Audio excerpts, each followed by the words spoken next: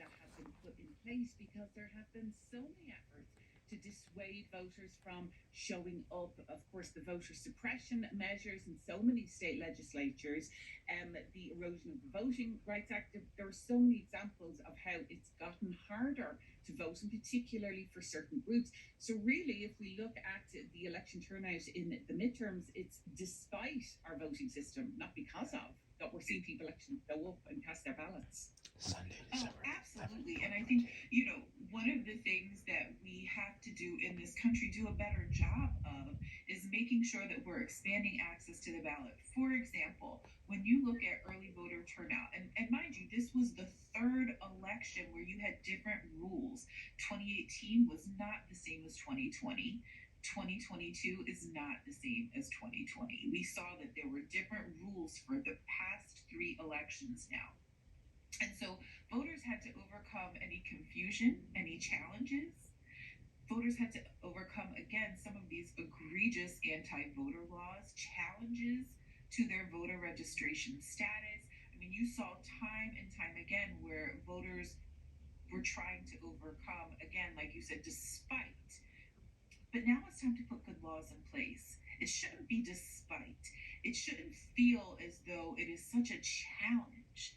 Voting should be joyful. This is the one opportunity that we get every few years to be able to have our voices heard, to elect our leaders, and to decide on the issues that matter to us. So the next step now for those people who have been elected into office is to hold them accountable for making sure that the laws in each state and at the national level are there to support voters, not make it more challenging.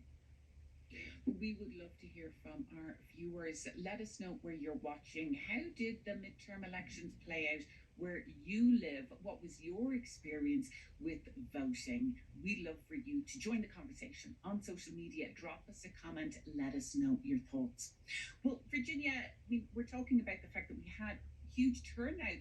But if you look at other democracies, we're still not anywhere close to really engaging everyone who can vote in this country. And of course, there are the barriers that are in place that we've talked about, the laws that have been put in place, the voter suppression movement, really, in many ways. But how do we get more people to vote in the midterms? If we look at comparable voter turnout with other democracies, almost 50%, it's still not great, albeit it might be good for midterms here in the US. But what needs to happen to really get voters to show up here in the US? I think there are a few different things. One is, and my good friend, the Bishop William Barber, who runs the Poor People's Campaign and Repairers of the Breach, we've had this conversation quite a bit, and especially around poor and low wealth voters. Oftentimes, and they're a huge part of the electorate, nobody asks. In so many cases, we find that no candidates are actually going to the communities where people live and saying, "Hey, I want you to vote for me. Here's why. Here's what's going to change." Nobody's taken the time to really understand what the issues are for people today that people are facing.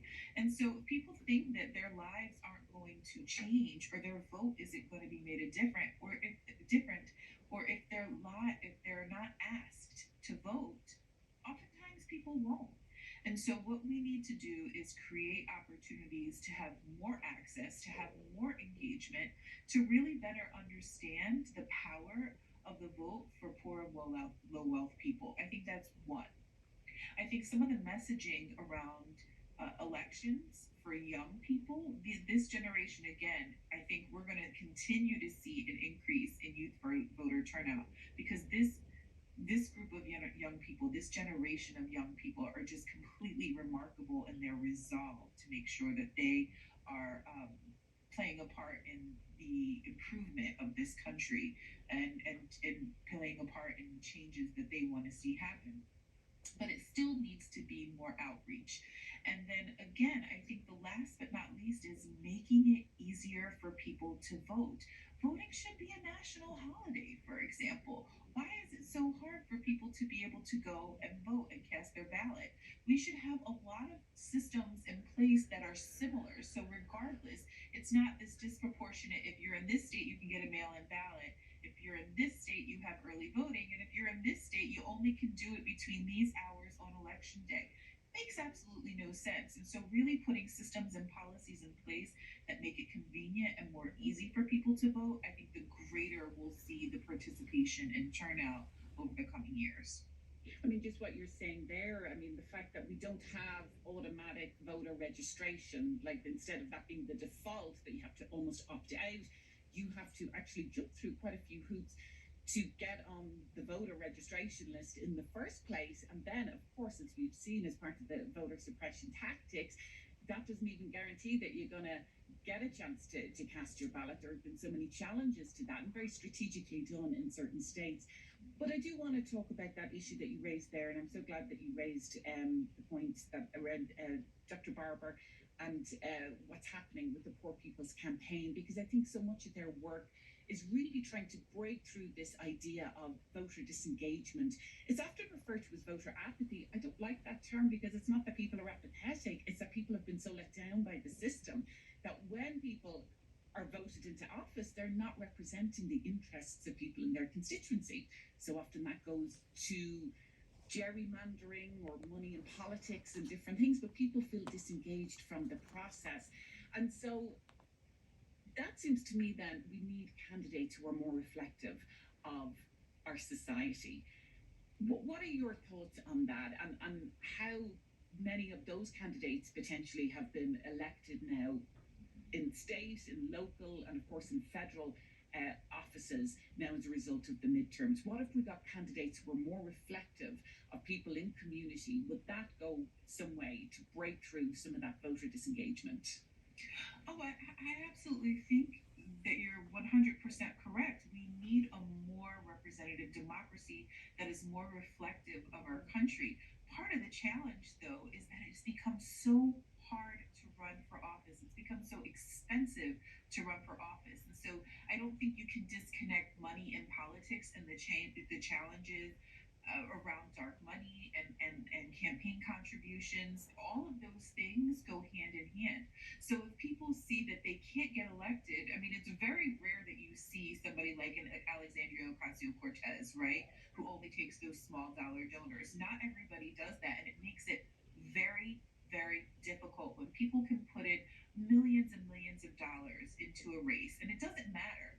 It could be a statewide race, and it could be money coming from outside of that state. Whether it's a federal race, every state is very different around what the rules are, and the federal rules are even different, right? So even the way that the consistency on how campaigns are financed, it just makes it so difficult that it's a turnoff. People assume in many ways that they're just not going to win because it's going to be the amount of money that it would take. And then the other thing is how we think about how people run for office. Most people, unless you are independently wealthy, you own your own law firm or a consulting firm or something to that effect, can't take the time off to just go and campaign, you know what I mean, from work, unless you have the resources. So I think the way that we look about at how we hold elections and how we find candidates, how we support candidates, especially people who maybe aren't wealthy, the better. I'd like to talk a little bit about the work of the League of Women Voters. I think most people would associate you with the big presidential debates, and but you are in you have chapters all around the country. There's so much work that's being done on the ground in communities by the League of Women Voters, not just when it comes to big presidential elections or even the midterms, but very much at a hyper local effort to really engage people in all aspects of democracy. Talk a little bit about what the League of Women Voters is doing right now in 2022.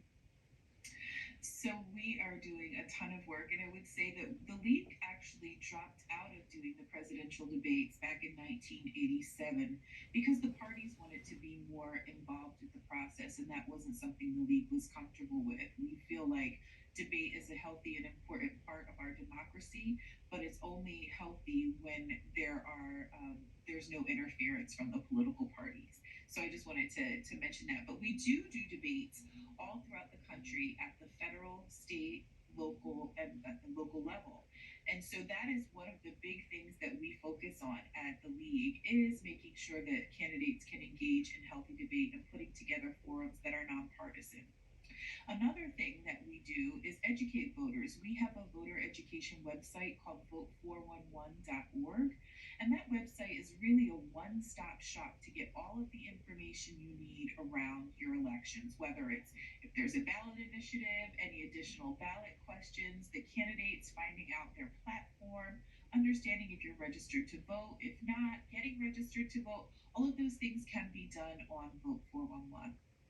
We also have, in addition to our electoral work, which includes traditional get out the vote efforts, voter registration efforts, those are all things that the League does around voting rights. But we also engage in a lot of other work. One of those is what we call our Democracy Defense Fund and our democracy defense efforts. That's where we engage in litigation. When we see something that is wrong, protecting voters and voters' access is critically important. One of the most important cases we won this election, for example, was in Arizona, where we were able to block armed vigilantes from being able to patrol ballot boxes, which was very intimidating for voters. So, those kinds of things, those cases are really important to make sure that voters feel safe and comfortable going to the ballot box. So, our democracy defense, we have our Democracy Truth Project, which is combating misdis and malinformation. We are engaging people in civics education. We know civics education has not been really at its best in this country, at least in our education system, for many decades. And so that loss of civics education, not everybody even understands how government and elections are supposed to work, which leaves people more susceptible to mis and disinformation. So combating that. And then the other things we do are advocacy work. We work with state legislatures, local elected leaders, and nationally elected leaders to help promote access to the ballot through lobbying and legislative work, and legislative efforts. And then last but not least, we engage in organizing. The other thing that's really important for us is that we help people take control and agency of their lives. And we believe that building power through organizing is one of the ways to do that. And so we really help communities by going into those communities and being able to help people advocate for issues that they care about that impact their daily lives. And so those are the big things that we do across the country. And it's not just around voting rights legislation. I would add, last but not least, is that we also see that issues connect. There are many issues that connect to justice and environmental justice. If we do not have a healthy climate, it impacts elections. You saw what happened with the hurricane right prior to the election this year in Florida and the impact that it had on voters down there. We think about issues like reproductive health care and what that means for voters, especially people whose lives are now going to be dictated by this issue. So we see a way to connect day-to-day issues to democracy all the time, and we help to connect those dots for people. I mean, from what you're saying there, Virginia, it really reminds me of what I hear so often from not just voting rights advocates, but organizers of every stripe, is that democracy happens in between the elections. So many people think it's, oh, I'll show up every 4 years and cast a vote for the presidency, or maybe I'll show up every 2 years and participate in elections that way. But it's what's happening every single day in communities that's what democracy is, and that seems to be a lot of what you're talking about there. Absolutely. I mean, you think about the decisions that school boards are making over books, for example. If you think about what's happening at your local town council over water, or if you're thinking about just what's going to happen to roads and bridges in your communities, all of these things, school budgets, right? So, I mean, when you think about all of the things that impact us in our daily lives, those decisions are being made at the local level. And so the more that we can engage and help people be informed about what's happening in their communities, the better. But even better than that, we want citizen watchdogs, and not like in a frightening way, in a way where people are actually paying attention to what's happening in their government. So much of what happens, it's because nobody's paying attention. And so making sure that we're paying attention, we have people we call our league observers. So they go to these different town committee meetings, they show up at school board meetings, they show up at state committee hearings, wherever they're able to publicly engage. We have league members who are going to learn about what's actually happening inside the government and then informing our fellow citizens. Well, in the last couple of minutes that we have, Virginia, as we said, we're still in the immediate aftermath of midterms, but when we have seen so many pieces of legislation in state legislatures around the country really trying to roll back voting rights, now we are on the cusp of a new legislative session. We'll have state legislators convening again in the coming weeks in the new year. What do people need to watch out for in their communities when it comes to voting rights? Because, as we said, it's not just showing up every 2 years, every 4 years, but ensuring that democracy and the structure of democracy is there so that when we are participating in elections, the foundation is there. So, what do people need to watch out for, either at a state level or a federal level, when it comes to voting rights? So one of the things we are anticipating that hopefully, there's something called the Electoral Count Act that will be that has already been introduced, but that will hopefully make it through this Congress before the new legislative session, and that would change the way that the electoral count works, making it, shoring up some of those rules. We saw some of the things that led up to January 6th, so it would be tightening things up to make sure that it was elections and certification was held in a way that lacked that kind of threat. I think another thing that we need to be paying attention to is a case called Moore v. Harper. And so there are other, there are things that are happening in the courts right now which threaten the way that election systems are run. And so in this particular case, we're looking at North Carolina. Once again, North Carolina always ends up being in something, but where they're trying to change this is something called the state legislative theory, that state legislatures would be able to change the way elections are decided. And so that's another piece that I think is really important. And then last but not least, I would say all of these little rules, whether it's vote by mail, codifying vote by mail, a lot of people are going to be trying to get rid of it. So there's going to be this tension between what allows more people to have access and what is going to restrict access. And so people should really be paying attention to what's happening at the state level around laws that are being proposed to be changed. And then finally, I would say if you go to lwv.org, you can join your local league. If you're somebody who is looking to be engaged as in your community, there are a lot of different opportunities to plug in, whether it's at the local level, the state level, or even at the national level. What we want to do is make sure that people have access to be engaged in this work, because we are all about advancing democracy. And for those people who want to join us, we welcome them. Well, Virginia, thank you so much for being our guest today on Just Solutions. Thank you so much for having me. And we invite you, our viewers and our listeners, to join us again, same time, same place next week, for another conversation from Free Speech TV's Just Solutions.